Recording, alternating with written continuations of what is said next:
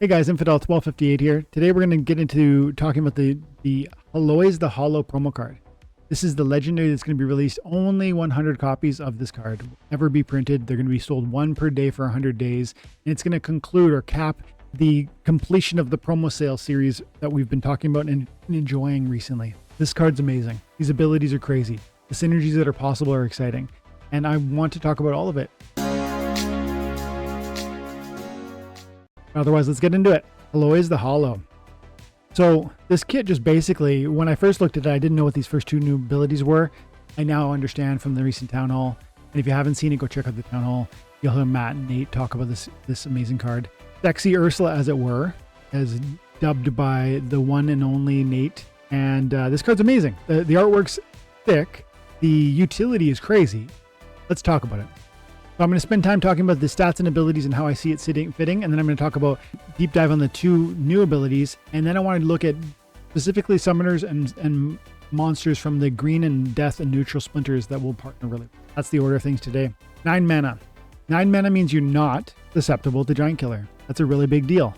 In terms of, Achilles heels that could cause real challenges for you, that's an important consideration. We see other taunts, particularly with the death team. The Night Ghoul has taunt on it, and it's 11 mana. Helheim, Demon, 10 mana, taunt. Dark Juan, 10 mana, taunt. All of them particularly susceptible to Giant Kill.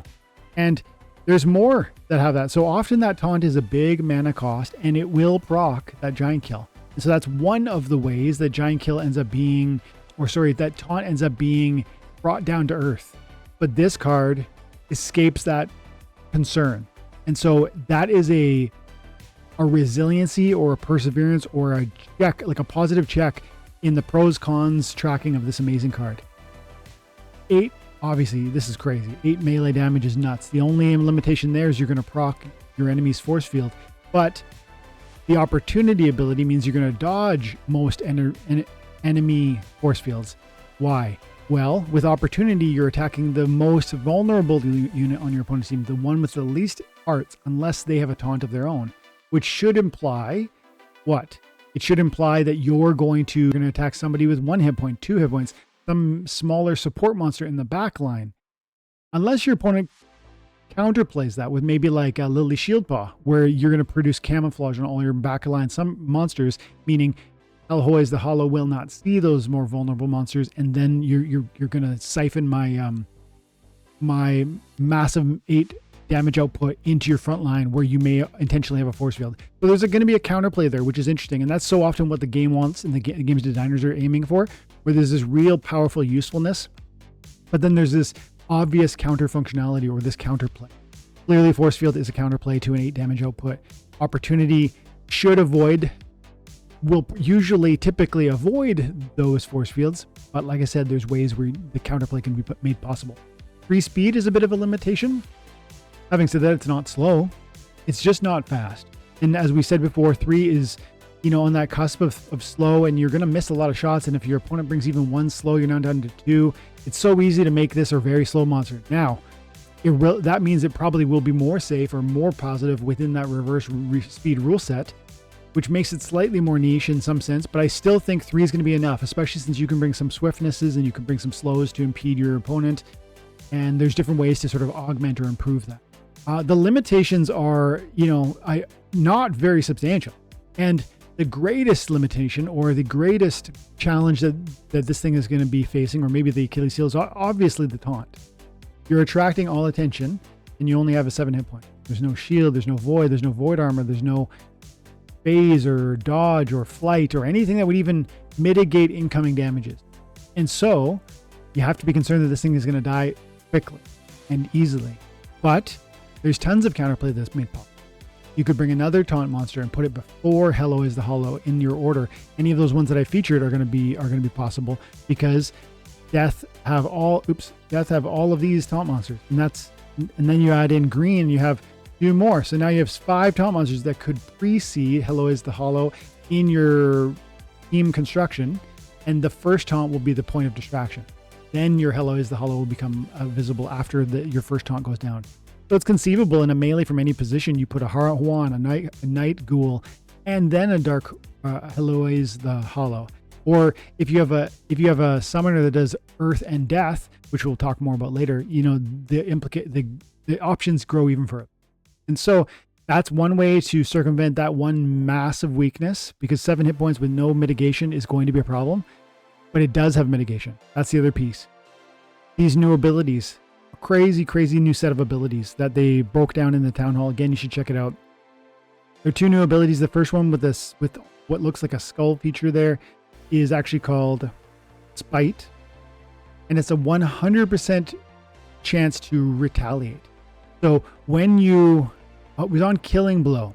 I didn't write that fact down, but I'm certain it was on Killing Blow. Damage, man. I don't want her taunting. Well, hold on. You don't know what the 2 new abilities do yet. So now let's go ahead and talk about the new abilities. And then we mentioned, why do you want her taunting? I mean, she has decent health, but is she tank worthy health? Is she damage mitigating? The first ability is called Spite. Why is it called Spite? Because you'll notice there's a skull in the middle of that graphic. It's because if she dies, if someone comes because she's taunting, like, hey, come kill me, and someone says, okay, I'll kill you, takes their spear and just jams it right in her, and she dies, what that does is it triggers Spite. And what Spite is essentially 100% guaranteed retaliate. Which is crazy. So you are bringing a certain, typically, the original retaliate functionality is a 50% chance to proc, and it happens on any sort of melee damage incoming. So if my melee monster strikes your melee monster and you have retaliate, like Demon Shark or some older cards too, then you have a 50% chance to return fire or retaliate. Well, Heloise the Hollow has a 100% chance to retaliate with an 8-bomb whenever you kill me. And so now, because it has taunt, it might not just be melee. And this Spite attack is not just melee returning. It's not just melee. It's not going to proc only when a melee monster strikes. It's going to proc when anybody strikes, because the description provided was when someone kills Heloise the Hollow. That's going to mean magic, melee, or archery. She's going to return fire 100% of the time when she dies. And you go, well, sure, great. That's a huge damage outcome, and maybe you're going to kill him, and that's a big deal. But she herself is going to die, so that's not a fair exchange. Hang on a second. The next new ability. The next new ability is called Soul Siphon. It sucks the soul out of one of your allies. And so you can imagine if Heloise the Hollow was in your team and you had a team, let's try and kick one up. Here's a death team. You got Lorcas on, and you build your team. And let's just imagine Heloise the Hollow was right here, where the Grifsy is. And so what will happen is, when that taunt monster ends up drawing an attack and dying, it's going to first proc an immediate 100% chance to Spite attack. That's going to be an 8-bomb against one of these monsters that killed her. What else is going to happen? The next piece that's going to happen is it's not actually going to die. It's going to Soul Siphon. Soul Siphon is that second ability. And again, Grifsy represents the new promo card. Grifsy, or the Heloise the Hollow, is going to Soul Siphon from a neighboring ally. It wasn't particularly clear whether it has to be the adjacent or whether it can be any ally. That was a little unclear to me. But it's going to take half of the life from a neighboring unit, an ally unit. One of your own units are going to lose half of their life and become wearied. That's important too. But that process of self-damaging or soul siphoning energy, life force from its ally is going to proc a rebirth or a resurrect. And so what would happen is the dead unit will be brought back to life. I assume with 1 hit point. He didn't clarify that either. And then it'll taunt again. And what'll happen next is it'll get killed again because it has 1 hit point. And then it'll 100% retaliate again with the Spite. And then it'll 100% of the time proc another Soul Siphon, because it is repeatable. That is crazy and huge and so important. It's different than Resurrect. It's different than Rebirth. It's more powerful, and yet also in some sense it has great drawback, because not only is it siphoning half of the life from the neighbor, the ally, it's also, what is it doing? It's also wearying them. And so what's happening is you're damaging, that's like it's a debilitation in a sense. I don't know if they're calling it a debilitation or an ability, but frankly, it has that flavor of those new debilitations that we've learned about in the game recently, where where the cards now can cause damage to their own allies. And frankly, that's where, in my mind, this Soul Siphon will follow or fit in terms of understanding. And so clearly this card is crazy. But I want to talk about, like I said, how it fits into the existing cards and what we can speculate on summoners as well as monsters. But there's a piece I did forget to mention. The scarcity on this thing is ridiculous. Look at this. This blew me away. As I was looking at, again, there's 100 copies of this card.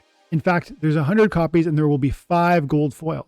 So there's actually 95 copies of this card. That is the most rare card in the game. Now, I know each of them is max level.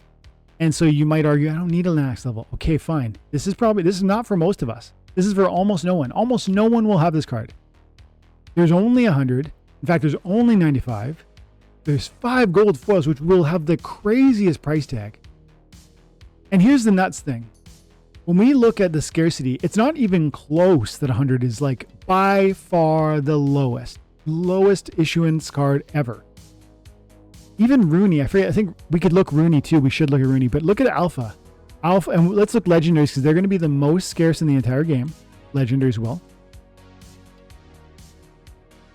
And Heloise the Hollow is herself a legendary. Frost Giant, Alpha, legendary. There are 380 total cards of this card in the game. Gold Dragon. There are 418. Spirit of the Forest, 393. So we're right in that 400 window. 400 copies of this card. Now, mind you, some of these cards are level 1, 2, 3, or 4. So that is part of why there's a greater distinction. The number of BCX on these cards is 1,500 though. So there's 1,500 of these cards. There will be 1,100 BCX of the new promo card. 1,100 BCX, 11 BCX per 100 copies, 1,100 BCX. And so these amazing cards, the first cards that came into the game, the cards that were issued when there was like 15 people playing this thing, are 4 times more common. There's 4 times more copies than there are of this amazing new card. That is crazy. And you think, well, yeah, but that's, Alpha's interesting. The scarcity, the comparison there is exciting, but man, it's not even close to anything else. Like betas are 800. Beta legendaries, 800. Oh, 1,000. 1,000, 900, 900. Some of the amazing promo cards, Lux Vega, there was 900 copies of. What about Dr. Blight? DB, 8,000 total cards. What about Eleanor? There's 400 copies of Eleanor Bravefoot. Mantaroth? 1,300 copies. These cards, 1,300 copies of Zyriel even. Waka? 500. The comparison, there is no comparison. This is the most scarce card in the game. How many Roonies were there? I think there might have been 400 Roonies. This is such a crazy card. Can I see Rooney? No, you can't see it in here, can you? That's okay. This is such a crazy scarce card. The valuations will be bananas. And the demand will be intense, not just because of its functionality in the game and the powerful sort of fit and synergies that we're now going to transition into talking about, both with summoners from the Death and Green team, but also for the monsters on those teams. And then you've got Neutral and you've got Dragon as well. This card's crazy. But function is only a piece of it. Scarcity and collectability is the other exciting. This is exciting. People are going to want this. This is going to be an expensive card. I don't even know how much, but I'm thinking now, I was thinking before I saw these stats, it was going to be $600 a pop, but I think $1,000 a pop is easy. And I say that for a lot of reasons, but let's look at some of the trends, some of the implications and partnerships that would be made possible with the Green and Death team. You also have Neutral and Dragon. Let's focus on Modern first off. And let's just, for the sake of, simplifying the conversation, we're looking at just legendaries. Summoners in particular, you can use with Lorcus for extra damage output. You can use with a Cane for an ambush attack of an 8-bomb, if that made sense. You can use, I don't know if it would make sense within the context of Lily's Shield Paw, except for the triage might be helpful because you're going to be potentially life leeching. And remember, your taunt would circumcede the camouflage. So your Heloise the Hollow, if it was camoed by Lily's Shield Paw, would still be attracted by the opponents, or it would attract the opponents. then it would proc its 100% retaliate because it's going to die, and then it would proc the Weary and the Life Leech on its neighbors. And so Lily Shieldpaw might help in some respects for that. I don't think that's like a game break. The Astral Entity is a little bit whatever. The dodge might be interesting. I don't think it's deeply valuable. The armor removal on Astral Entity could be cool because the 8 damage doesn't have a pierce, and so removing any armor can maybe prevent that 8 bomb from landing on a 1 armor or 2 armor situation. Obviously speed manipulation can work well with it. Ooh, poison would help too with Waka, with all the Waka dropping poison on that card, with all the opportunity damage as well as the retaliate damage that's going to come out of that spite functionality. Cryptic can bring the poison and provide the poison.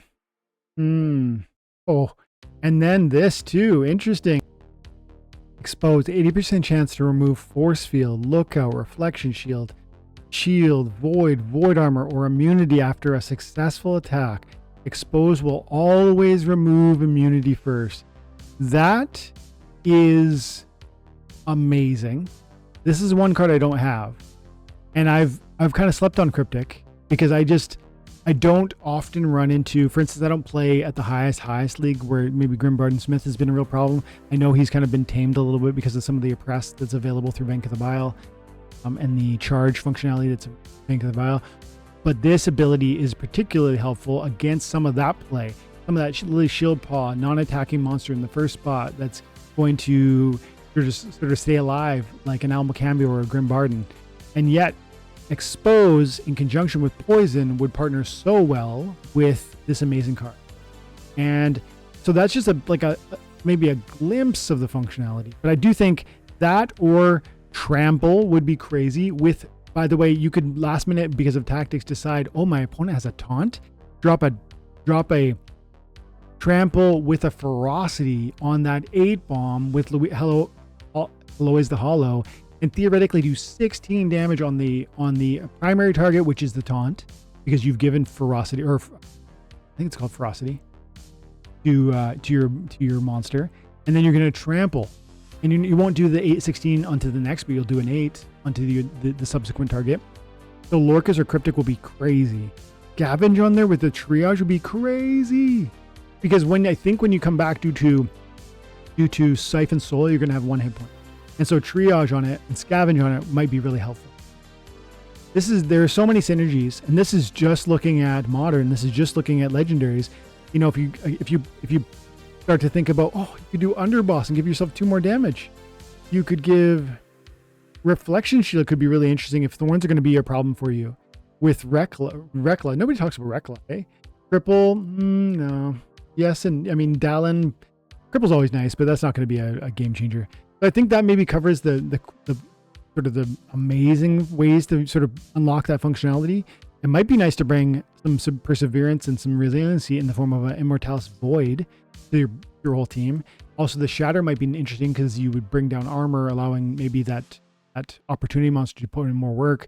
I don't think that's the play, though. I think really Cryptic and Lorcas are going to see some crazy functionality from that. I didn't talk about this, but of course, using a Riskal Drath, right? Because it's a green card. So using Riskal Drath to bring a taunt in a Ferocity rule set, absolutely yes. You're forcing your opponent to have a taunt, and you're going to double your own damage. The Flight would make yourself more evasive, which might save the day and allow your card to live longer. The True Strike might be relevant if your team plays some sort of Yasik huge speed buff, blind dodge flight play where you sometimes 3 speed is just absolutely totally unacceptable. Then you bring True Strike and suddenly everything's landing. So I could even see a play for that. But I do think ultimately one of these 2 summoners sees the greatest buff. Ambush would be awesome. It could be really, really powerful. But I think Cryptic or Lorcas has the greatest functionality and usefulness, because you could see great value in giving it Life Leech or Trample and Ferocity. And of course the melee damage is going to help. Then Cryptic, blind is always going to give it more resiliency. Speed coming down on your opponent is going to help that 3 speed be more palatable on you, for you. And that ability is going, Expose is obviously going to be huge. If your opponent's trying one of those sort of plays with whether it's like a big front line with a Lily, you're going to go ahead and slap into that shield, that void, that any of that resiliency, and you can just start erasing some of it. So I think that those are some interesting plays. From the monster side of things, I don't know if I would immediately think of any monsters that would provide an immediate or powerful synergy, because now triage comes to mind, reverse cleanse comes to mind. Right now we only have that reverse cleanse on the blue team and life team, is that right? Vanquis Victor plays on the fire or so this will not be compatible, but that reverse cleanse rear guard could be really functional and helpful as you have as this soul siphon ability will proc a weary, and then like I said, triage is going to be really helpful as well. And by the way, a reverse cleanse or a rear guard cleanse will be really helpful, because this, I didn't mention that the soul siphon will stop working. It works repeatedly, but it stops working once there's no more ally monsters with which to soul siphon. And you cannot soul siphon a wearied monster, meaning this will have an end. If your opponent just keeps hitting and keeps hitting and keeps killing and keeps killing, there will be a moment where you have no one more to proc you. I bet this procs like 2 or 3 times though before you are allowed to, like, this thing goes down. And with the right context, with maybe a rear guard cleanse or with a triage in appropriate places or whatever the case may be, I think you start to see how this could really be around for a while. So triage, rear cleanse, in terms of their abilities, martyr, I guess, but you're already dropping a crazy 8 bomb. I don't think another melee is the most impactful thing. Lookout, because the taunt is going to attract damage incoming, so sneak, snipe, and opportunity are going to do 1 less damage if you bring a lookout. Now, question for the audience, I actually don't know, if you bring 2 lookouts, are you going to reduce that damage incoming by 2? I actually don't know. There's also the shield warden that would be something to bring. It would bring a shield that you could place in just such a way you could potentially add shield to your Heloise the Hollow. So there's different functionality that would be possible. I think the greatest synergies are not going to come from those though. Those are all interesting.